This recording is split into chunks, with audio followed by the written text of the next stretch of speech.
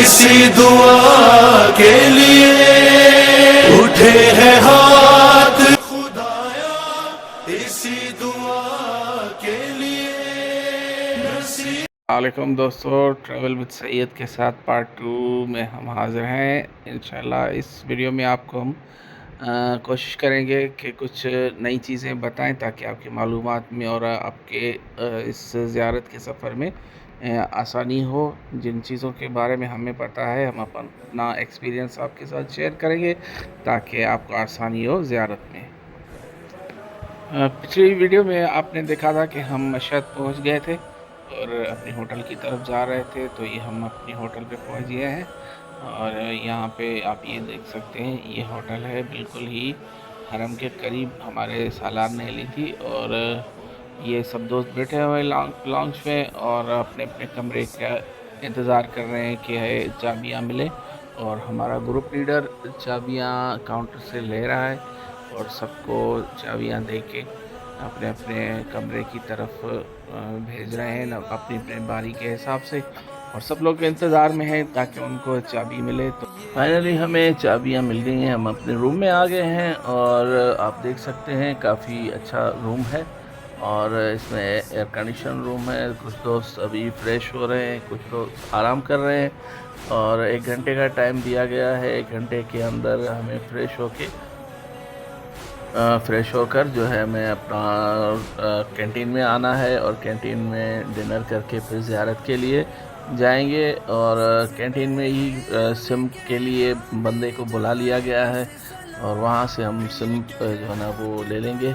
और 2000 रुपये की सिम है 1 हफ़्ते के लिए और उसमें 10 GB डेटा है और VPN भी वो इस 2000 रुपये में ही कर। हमने इसलिए पाकिस्तानी बंदे से ये सिम ले ली तो इसमें कोई मसला हो तो ताकि हम फिर उस मसले को हल करवा सकें, क्योंकि लैंग्वेज प्रॉब्लम होता है। अगर आप बाहर से करेंगे तो आपको परेशानी होगी, आप बार बार उस बंदे को नहीं बोल सकते, लेकिन इनको बोल के आप मसला हल करवा सकते हो अपना किसी भी इंटरनेट के हवाले से। हमने खाना खा लिया था क्योंकि हमारा बावर्ची इंडियन था तो खाना बहुत ज़बरदस्त पाकिस्तानी पैटर्न का बनाया हुआ था। फिर हम यहाँ से निकले ज़ियारत के लिए।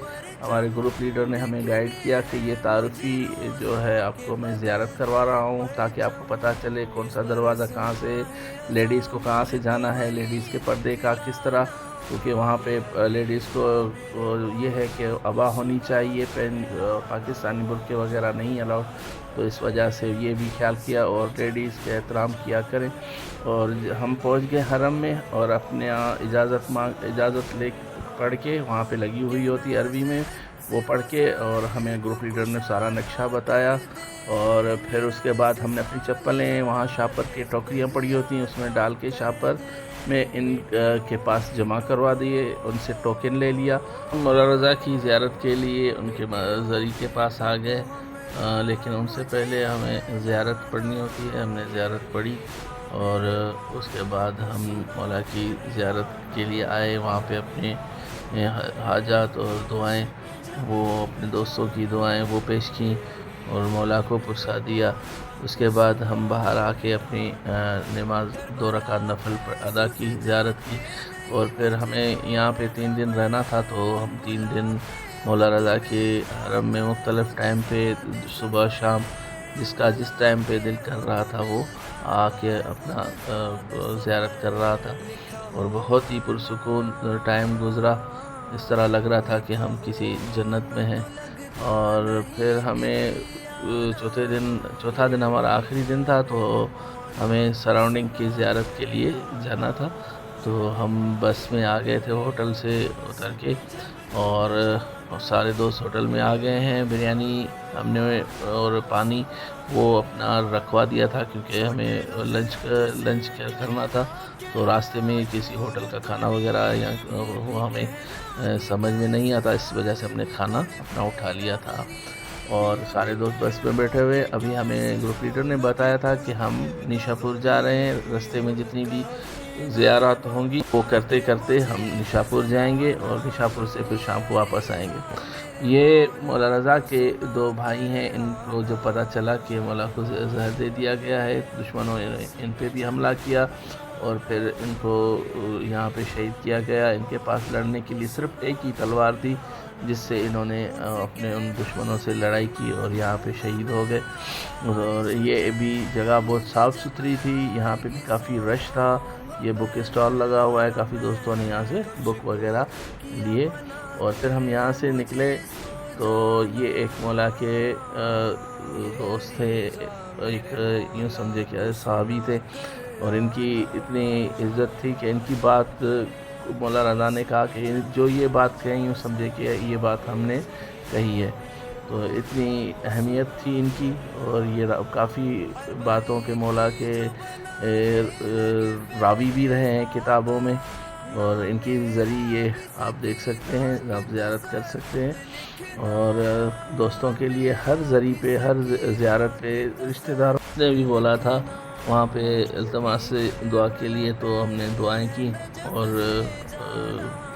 2 رکعت نفل ادا کی، اور اپنے مرحومین کے لیے 2 رکعت نماز ادا کی۔ اس کے بعد وہاں سے نکلے، یہ دیکھیں آپ ایک چھوٹی سی دکان ایک عورت لگا کے باپردہ بیٹھی ہوئی ہیں، اپنے بچوں کا رزق حلال کما رہی ہیں۔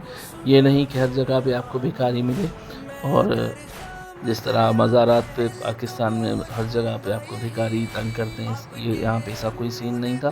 اور پھر ہم وہاں سے نکلے تو یہ جگہ ہے مولا کے ایک چاہنے والے کی، جس کو بتایا گیا تھا، اور مولا رضا نے ہی بتایا تھا کہ جب مامون ان کو زہر دے دے گا تو آپ ان کو بتائیے گا کہ میری قبر کہاں بنے گی، کیونکہ مامون جہاں پہ بھی قبر کی کھدائی کر رہا تھا تو وہاں سے پانی نکل رہا تھا یا پتھر آ جاتا تھا۔ تو اور پھر ان کو یہ بھی مولا رضا نے کہا تھا کہ آپ یہ میری قبر کی نشاندہی ان کو بتا کے اور پھر آپ وہاں سے چلے جائیے گا، کیونکہ مامون آپ کو بھی شہید کروا دے گا۔ تو یہی ہوا، یہ اتنی پہاڑیوں میں آ کے، وہاں سے دور آ کے یہاں رہے، لیکن پھر بھی روپوش رہے، لیکن پھر بھی ان کو یہاں پہ شہید کیا گیا، اور پھر یہ یہاں پہ مدفن ہے۔ ان کی زیارت کی ہم نے، کافی بہترین جگہ بنی ہوئی تھی، کافی منظر خوبصورت تھا۔ پھر ہم وہاں سے نکلے، ایک پہاڑی کی طرف گئے تو وہاں پہ ایک کنواں بنا ہوا تھا جو مولا رضا کے قدموں سے نکلا ہوا تھا، اور مولا کے قدم بھی ایک پتھر پہ نظر آ رہے تھے، جس کی زیارت ہم نے کی، یہ ویڈیو میں آپ دیکھ سکتے ہیں۔ اور وہاں پہ ہم نے بہت سارے دوستوں نے اس کنویں کا پانی بوتلوں میں لیا، کیونکہ وہاں سے آپ کو بوتل مل جاتی ہے پلاسٹک کی، چھوٹی بڑی ہر سائز کی، تو اپنے مریضوں کے لیے، شفا کے لیے، اور دوستوں نے وہاں سے وہ پانی بھرا تھا کنویں سے۔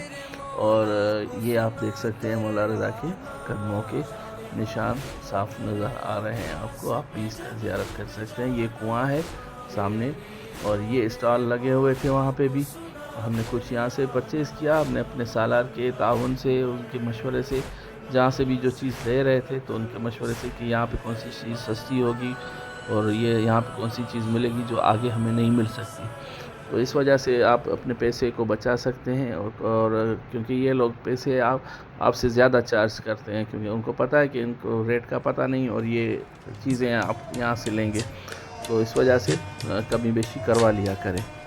اور پھر ہم اس آگے نکلے تو یہاں پہ ایک آبشار بنا ہوا تھا، اور یہ کافی اوپر پہاڑی پہ جگہ تھی، ایسے لگ رہا تھا جب ہماری گاڑی ان راستوں پہ جا رہی تھی تو ایسے لگ رہا تھا کہ جیسے ہم مری جا رہے ہیں۔ تو بہت ہی خوبصورت گاؤں بنا ہوا تھا، اس میں انہوں نے پکنک پوائنٹ بنائی ہوئی تھی، زپ لائن بنائی ہوئی تھی، رائڈنگ کے لیے گھوڑے کھڑے ہوئے تھے، اور مختلف قسم کی یہاں پہ انٹرٹینمنٹ کی چیزیں بنی ہوئی تھی، اور کافی فیملیز یہاں پہ اپنا بال بچوں کے ساتھ بیٹھے ہوئے تھے، انجوائے کر رہے تھے۔ ہم بھی تھوڑی دیر کے لیے یہاں پہ رکے، صرف اور صرف آدھا گھنٹہ ہم یہاں رکے، کیونکہ ہمارے پاس اتنا ٹائم نہیں تھا، اور یہاں پہ ہم نے بھٹا خریدا، اور بہت ہی ٹیسٹی تھا، پاکستان کے ذائقے سے بالکل ہی چینج بنا ہوا تھا۔